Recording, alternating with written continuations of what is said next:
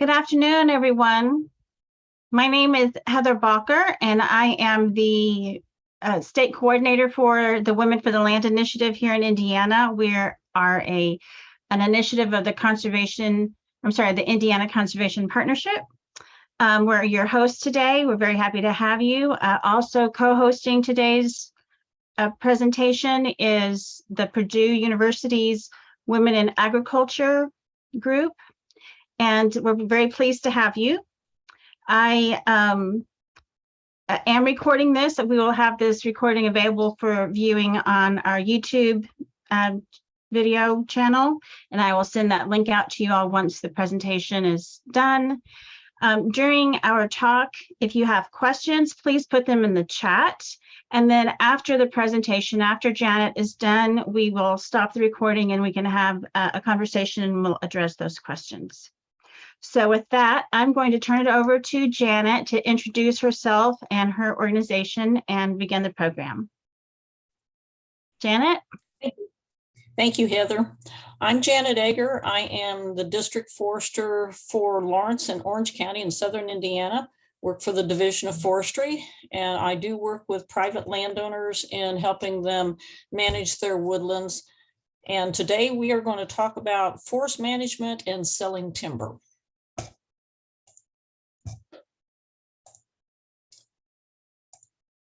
So,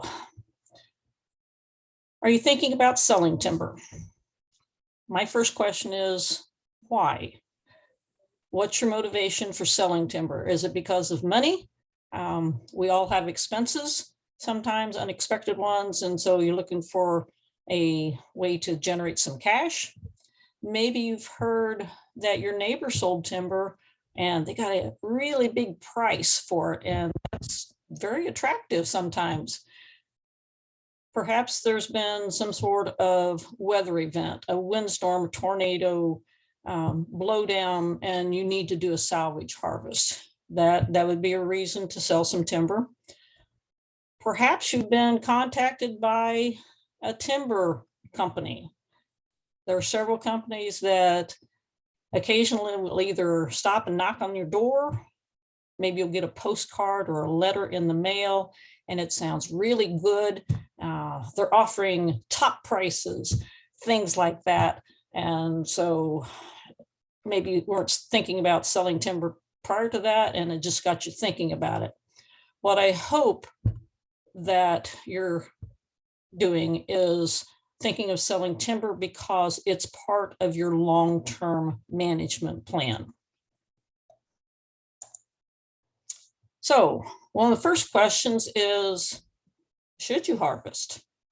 And there are several parts of that to help you answer that. Is it appropriate for the resource at this point in time in the development of your woodlands? If it is, then maybe you want to proceed with a harvest. Maybe the woods just really is not ready for a harvest at this point in time. Harvesting can be a big change, and are you ready for the change that's going to happen in the woods? Now, that change should be a positive one, but it is going to change the woods. Even if you do nothing in your woods, no management whatsoever, the woods is still going to change. But we can manipulate woodlands to provide those things that we wish to gain from our woods. Something you need to think about too are the tax implications of selling timber. There are some things that you really need to think about, and we'll talk about taxes just a little bit later on in the presentation. What are the market conditions? You know, you can turn on the radio and listen to the Brownfield Network and know, price of corn, beans, hogs, cattle. Is it up? Is it down? What are the trends? The same way with timber, the markets do change, but unfortunately, it's not as easy to get that information about what the markets are doing. And that's where you need to rely on some other professionals to help you with that, because the markets are determined through what species you're selling, the timing. If you have high quality stuff, you probably don't want to be selling in the the springtime or summer, probably want to wait until fall. That traditionally that's when the markets should be a little bit higher for that high quality stuff. Plus, if it's veneer quality, the buyers don't want to harvest that when it's summertime and the timber could actually spoil once the logs are on the ground. Something else you need to consider when thinking about selling timber is, what's your access? Is the access easy to the woods? Is it year-round? Can you get there at any point in time? Or is it going to be seasonal because maybe you've got some cropland and that's the access into the woods? Obviously, if you've got corn or beans or something like that planted in the field, you don't want all this equipment running through there and destroying the crop. And so that may help determine your access. You may have some limitations because of the land too, such as wet areas. If it's really wet, can you get back to the woods, or does it have to be dry? Maybe you don't have good access through your own property, and the better access is through a neighbor. And can you work with a neighbor in getting access to your property? What about the actual access itself? Is rock going to be needed on that access? And a lot of times a little bit of stone put down in some wet places, particularly in areas where the access comes out onto a county road. It's very handy to have some rock there, but who's going to pay for that? Are you as the landowner going to pay for it? Or is that something that you're relying on the logger to do? And those are just some things to think about. And it can go either way. Just each individual it's going to work out differently for that. The other thing to think about too is, are there any restrictions? And here I'm talking more about after you're out of the woods and onto the public road. There's oftentimes throughout most of Indiana some seasonal restrictions on county roads.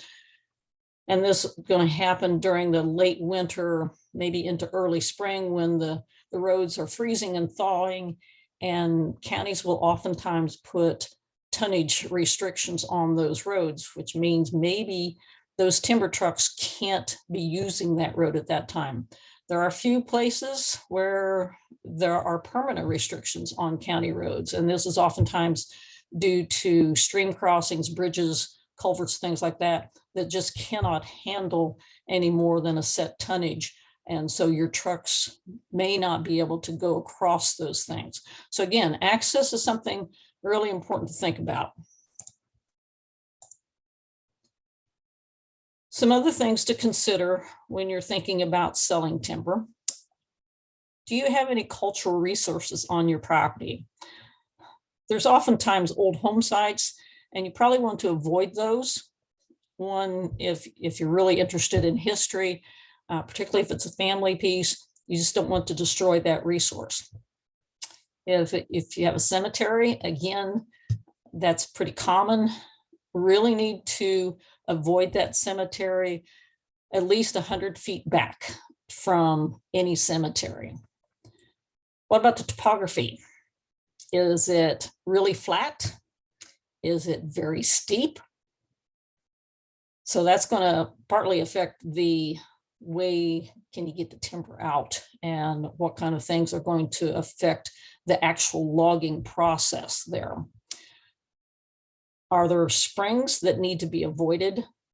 You don't want to be destroying those, particularly in southern Indiana, south central Indiana. We have a lot of sinkholes and caves, and again, those need to be avoided. So depending on your particular land, you need to be thinking about those type of things. What about wildlife? Are you a hunter? Anyone in your family hunt? And if so, is there a particular species that's a priority for hunting? A lot of deer hunting occurs, and for most of my landowners, that's that are hunters. Deer is the number one species they're interested in. Turkey's probably number two, but there may be some other things too.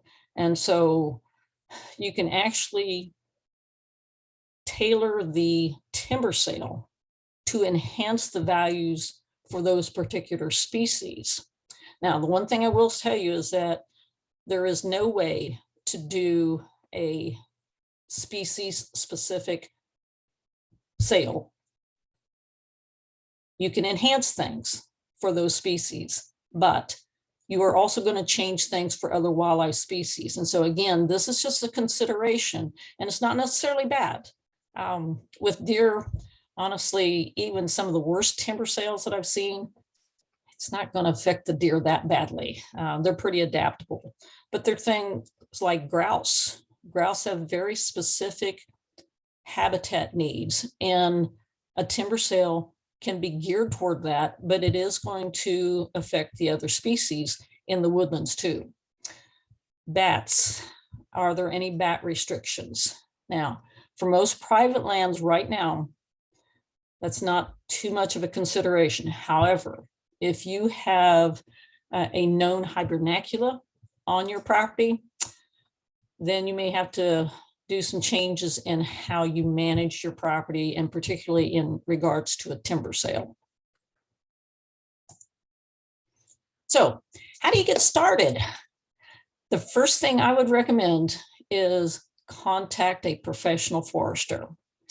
And the question is, well, where do I do that? And the Division of Forestry has a district forester that covers every county. As I said earlier, I cover Lawrence and Orange County in southern Indiana, but we've got a forester, no matter which county you're in, there is a forester that will cover that county. And so if you really don't have a lot of information and need someplace to start, that's probably the best place to start. Contact your district forester, have them come out, they'll walk through the woods with you, evaluate what you've got, listen to your concerns and what you want to do with your woods, and then make some recommendations on how to get to that point. Now, in the Division of Forestry, the district foresters do not mark timber because we do not want to compete with private enterprise.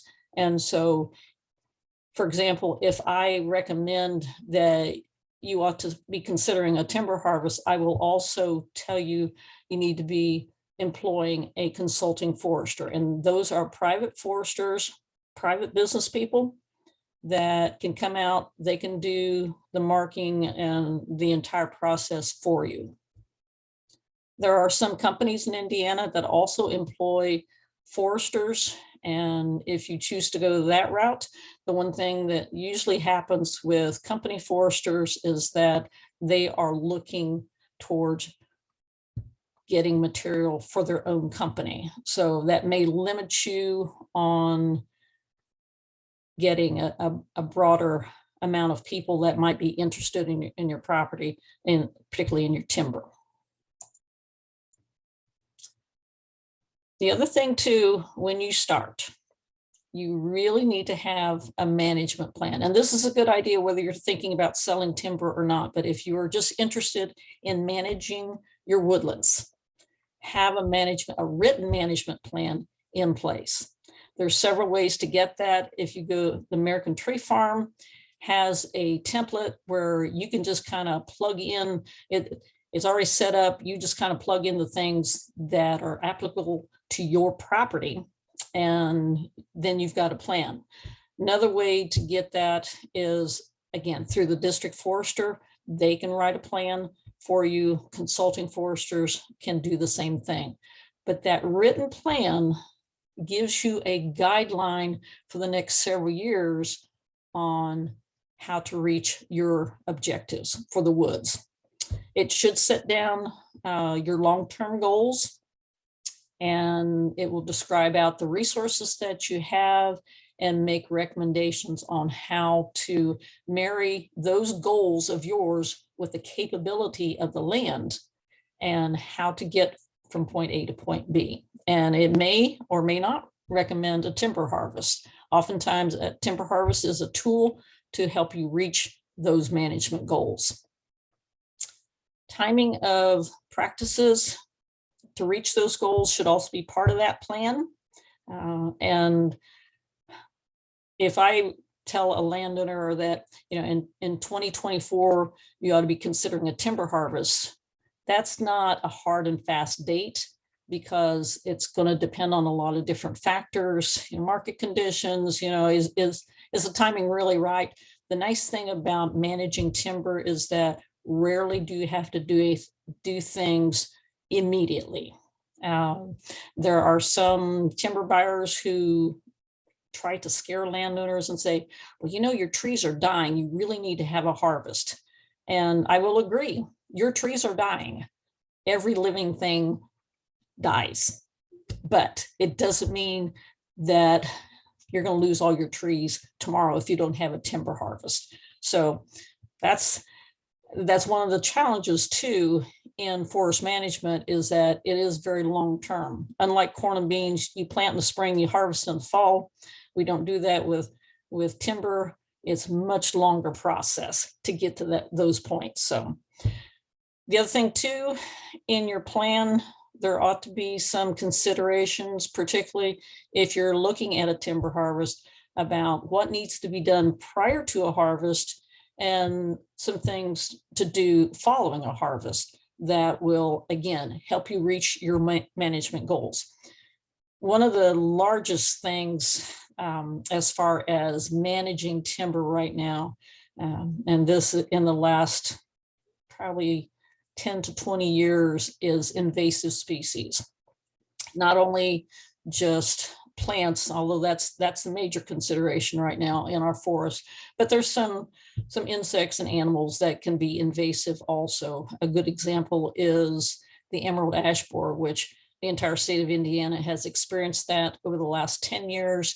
And it did change some management for folks who knew that it was coming. And so they ended up having a pre-salvage harvest to remove the ash trees out of the woods. Other invasive species like Japanese stiltgrass, burning bush, Japanese honeysuckle, stuff like that, is best to be controlled prior to a harvest, because harvesting can actually make those things worse by opening up the forest canopy and allowing light to come in and allowing those species to get an even greater hold on your land. You may have grapevines, and again, that should be done prior to any harvest. It's just a whole lot harder to control grapevines after the timber's been cut. And again, grapevines, very sun-loving species, and they will take off like crazy after a harvest because of that increased sunlight that comes down to the forest floor. After a harvest, you may need to do some what we call post-harvest timber stand improvement work, which is where you actually go back in and kill some additional trees. And that sounds a little counterintuitive, but there are going to be some trees that are not merchantable, so cannot be removed during the harvest. And so this is just, the post-harvest TSI is just a kind of completing the entire process of a harvest. And it also sets your woods up into a much better position for the next several years, and can actually help shorten the time between harvest too. So, do you know where your boundaries are? Many people don't, but it's going to be critical to have those boundaries marked before any harvesting, any timber marking, anything like that takes place. Oftentimes you can find old fence lines. If you're lucky, you may have a cornerstone or some other survey markers. And again, you just need to know where your boundaries are in order so that you don't get over on a neighbor. And I would highly recommend that you talk to your neighbors, if nothing more than to say, hey, we're planning on a timber harvest, and just wanted to let you know So one, it doesn't surprise your neighbors when all this equipment starts rolling in. But it's also a good idea to talk to your neighbor and say, hey, you know, we've got the boundary marked. We know it's not a legal survey, which most times it's not. But do you have any issues with where we've got the boundary marked? And if there are issues, you definitely want to get that corrected prior to any harvest. I also recognize that sometimes neighbors don't get along with neighbors too. But if you've got good relations with your neighbors, this is one way to keep those good relations, is keeping them notified of what's going on there. In 2018, Indiana enacted the purple paint law. Many other states in the United States already had this law in place. This is just something that gives you a little bit more legal protection, particularly in case of trespasses. And there are some specifications on how the paint is to be applied in marking a boundary. And people have asked me, why purple? For a long time, I didn't know. And it's kind of like, well, maybe the paint manufacturers had an excess of purple paint. I think it's just more, though, that purple is not a color that is used regularly in any applications in outdoor settings. And so it does stand out. I would caution you, if you mark your boundaries, make sure you are using purple boundary paint. Don't go to the hardware store and just get any purple paint you find. Make sure it is boundary paint.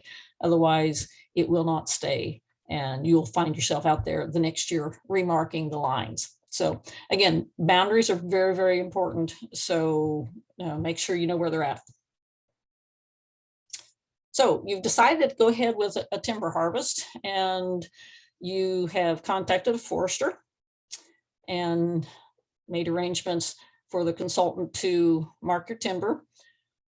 And the reason you want to mark your trees is because you need to know what you're selling.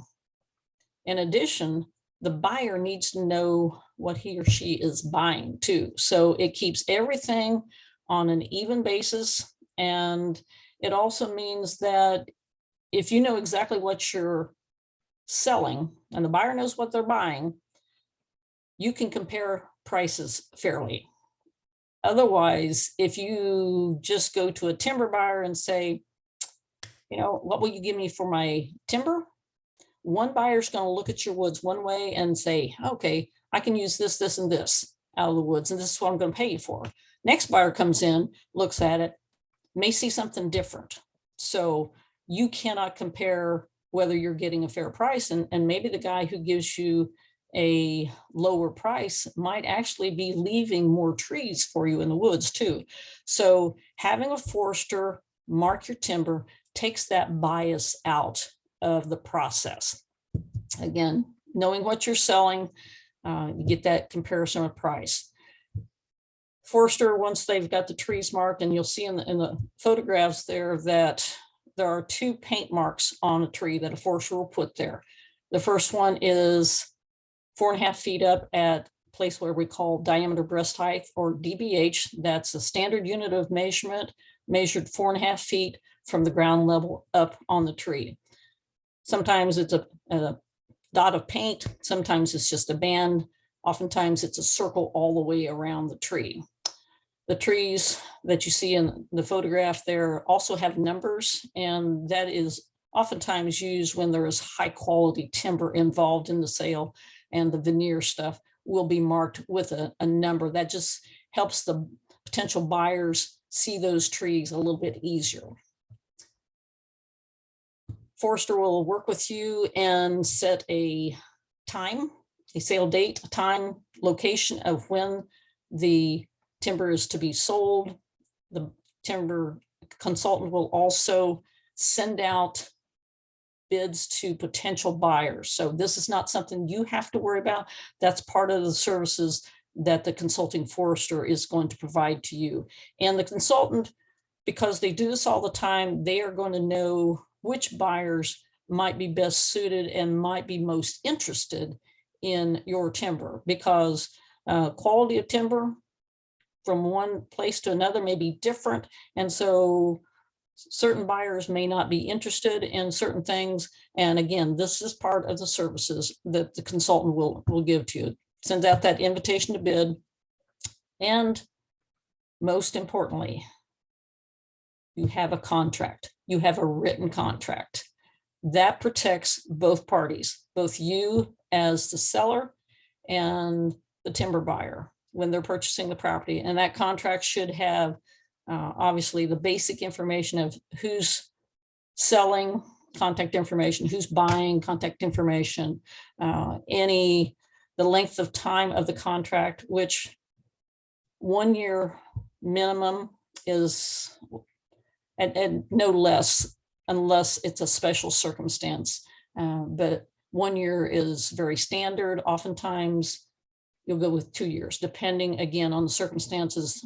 For example, if you have crops in the field and that's the access, like I mentioned earlier, you may have to go to a 2-year contract to allow that timber buyer the additional time and seasons to get in to get the timber out.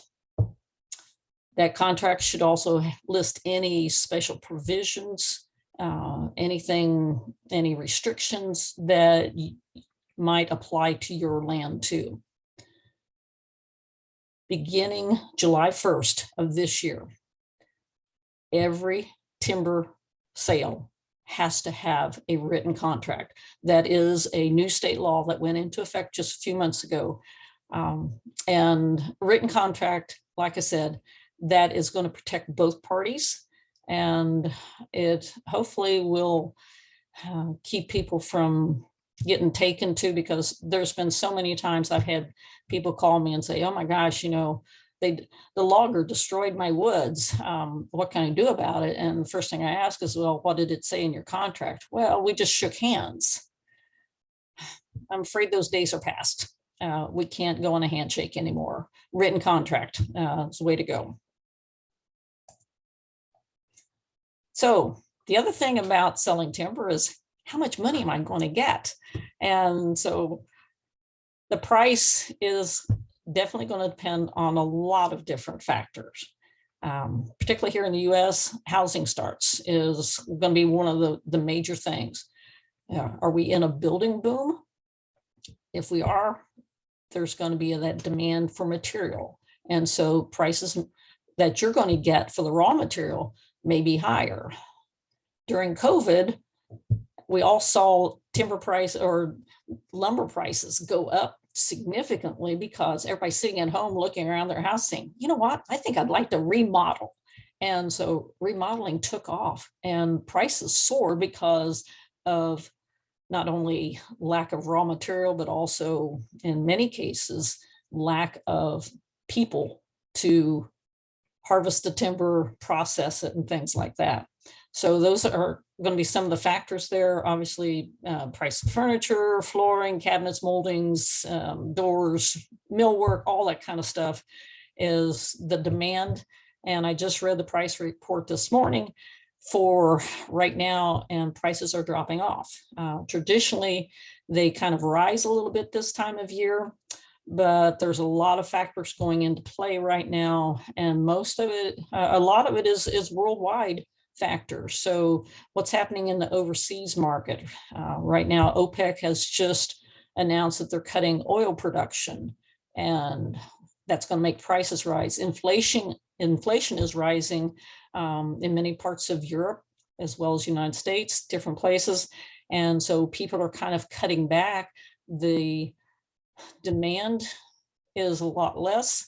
And so there's a little bit of oversupply because prices had been good starting this spring through much of this summer. That all rose, and now we're kind of on a downward slide again. So again, those things are going to affect what price you receive for your timber, as well as quality of the timber and things like that. So I want to talk a little bit about some different programs and resources that are available to you. Again, I mentioned through the Division of Forestry, there is free access to information through the district foresters that serve your counties. But if you're not familiar, we also have a classified forest and wildlands program. It's been around for 101 years. We are one of the oldest programs of its kind in the nation. We're very proud of that. We have over 800,000 acres across the state enrolled in the program. And what it does for you as a landowner, it can reduce your taxes because the assessed rate is much lower. It's the lowest assessed rate for any land type, even just regular woods. But if you're in the program, the assessed rate is much lower. And right now, for this year, it's $14.63 an acre. That's for 22 when you pay your taxes in 23. And that rate continues to go up each year, but all taxes are going up. And it's still the lowest assessed rate. And that's not what you pay per acre. That is the assessed rate. So you're going to pay much less than that. You're not going to pay $14.63 an acre. With the Classified Forest and Wildlands program, there are some standards that do have to be met, and they're pretty easy to meet. The two main prohibitions: you cannot have any livestock and you cannot have any buildings on the classified area. Now, if your home is within your ownership, obviously you don't include the home, the yard, and any outbuildings in the classified area, but you can work around that. So one of the other benefits to the Classified Forest and Wildlands program is you can also have your land certified as green certified. And that just means that if you go to sell any product from your woods, whether it is mushrooms, grapevine wreaths, or timber, you can sell it as green certified. And that means that you have managed your land in a sustainable manner. And the buyer can buy it as green certified. And if they are processing, let's say, timber products, the sawmill buys it as green certified, they cut it into lumber. There are standards that they have to meet for the green certification, and it goes on and on through the chain for the program. And the end result is that when you go to Lowe's or Home Depot and you buy a 2x4, on the end of that board, there is going to be a little tag that says that it is FSC or SCS or some other certifying body. And the certification bodies are non-governmental. And so that means that the Division of Forestry gets audited to maintain our certification, but it is a free service that we offer to our classified wildlands, forest and wildlands owners. So if you're interested in that and you're not enrolled already, please contact your district forester. Other resources, there is a free guide, the Directory of Professional Foresters. This is how you're going to find a consulting forester to hire to help you with any management work that you want done. This guide is, all district foresters have them. We have hard copies. You can also go to the Division of Forestry website and you will find that listing on there. The guide is put together not by the Division of Forestry, but by the Indiana Forest and Woodland Owners Association. And it is also not an endorsement of any professional forester, but it has information listed in there that you can contact any forester across the state who wishes to be listed into that guide. And the guide is put out every 2 years. So next year there will be an updated guide coming out. Other resources, obviously Purdue University as a land grant university, my alma mater, of course. There is a good forestry program there, and extension foresters in the South, Ron Rathfon, who's located at the Southern Indiana Purdue Ag Center, is a good resource. If you're in the North, Lenny Farley is based at West Lafayette. Again, both those guys are just tremendously good foresters, wealth of information. And so I would encourage you to contact them. And also Purdue University has a great forestry natural resources website that has just a ton of different informations. Took a quick look this morning. I just got an update and I was learning about frogs and toads. The American Tree Farm system Again, I mentioned that earlier. You can click on that to get to the land plan where you can write your own management plan. Again, all good resources there. I talked about tax implications a little bit earlier. If you work with a tax preparer, talk to them. I would say it'd be better if you could talk to them prior to your timber sale and ask them what kind of, how that's going to affect the taxes you're going to have to pay or not pay on that. There is what's called a Schedule T, and many tax preparers don't have a clue about forestry, and some of them have never heard of this, but as part of their job, they have the resources to know how to get to that and to figure out how to do that. If you want to do some research on your own, I would say go to the timbertax.org website. Wonderful, wonderful resource right there. Lots and lots of information. Some of it may not apply to you, but it's a great resource for taxes and stuff. You may find out that you want to do some additional management work, and some of that management work, particularly like invasive species, can be pretty pricey. And so there are some government cost share programs out there through the federal government, and most of those are through the Natural Resources Conservation Service office. Every county is served by one, but not every county has a USDA office there. Oftentimes, there are several places where there's 2, maybe even 3 counties that are serviced by one office, but that's a great resource right there.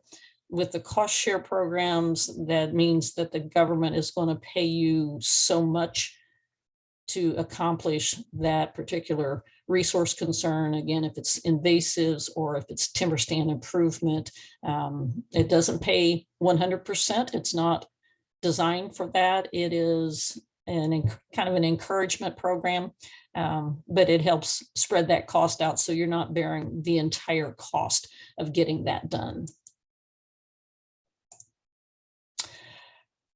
This slide, the next slide, pretty busy. And I know Heather is going to send out some additional information. I just recently received this week from Lenny Farley at Purdue, and several different resources. If you're one of those people who like to use your phone more than the computer, this is a great way. Just scan those QR codes and lots of information right there. Most of the, like I said, I only picked out 8 different ones. There's actually 4 pages of stuff. And again, that will be on the information that Heather sends out for you too.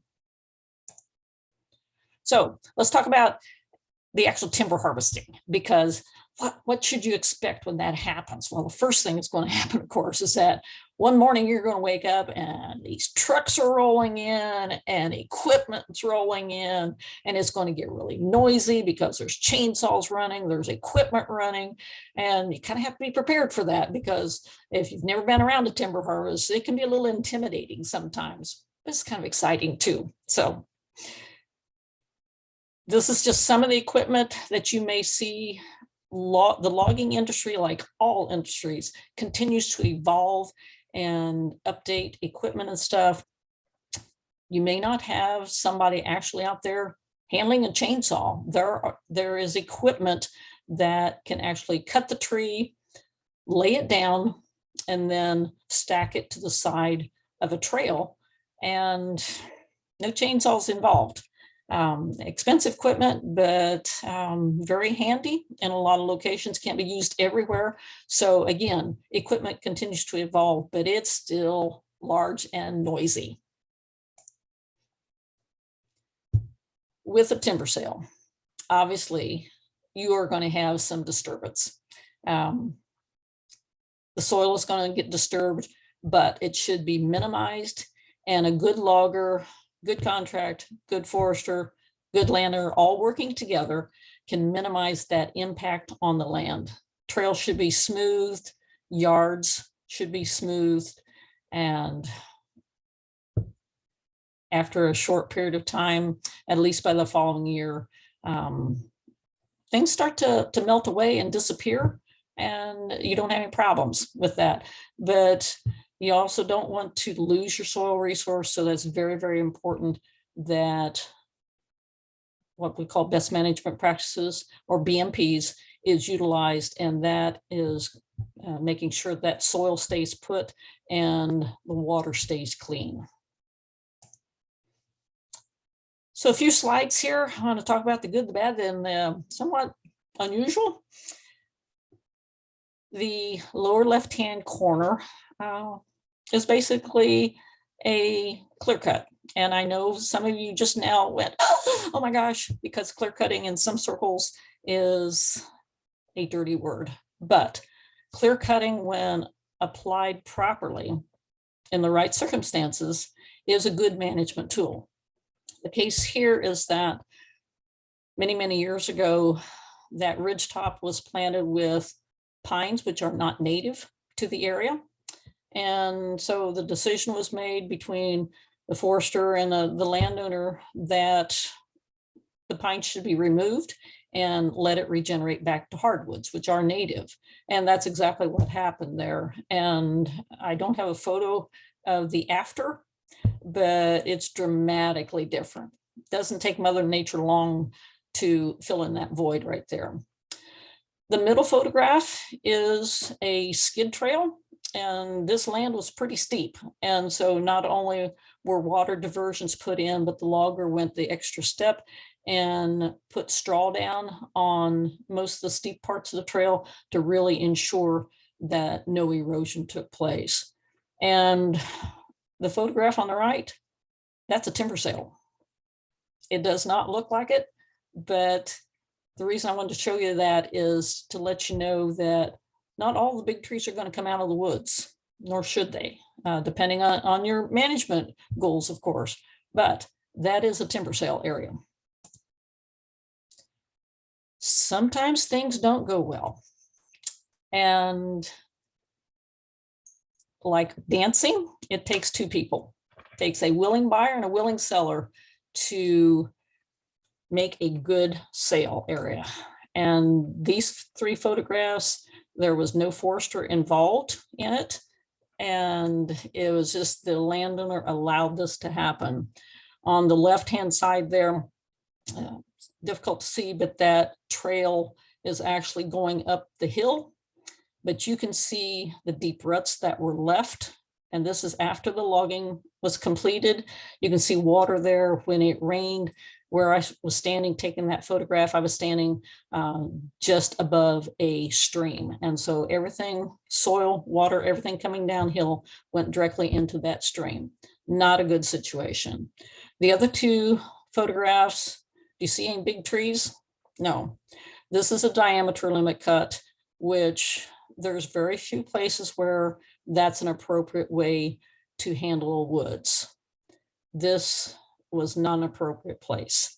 It took out all of the large trees, all of the good genetic material was removed from the woods. And so the regeneration that's coming back in there is going to be of poorer quality than prior to the harvest. And I don't know about you, but that just looks very, very ugly to me. And that will look like that for a long time. A good harvest should be visible for maybe 6 months. By the next growing season, you're going to drive down the road and say, oh, wait a minute, there was a timber harvest back there. I didn't see it. But on a bad one like this, you're going to see it for a long time, years.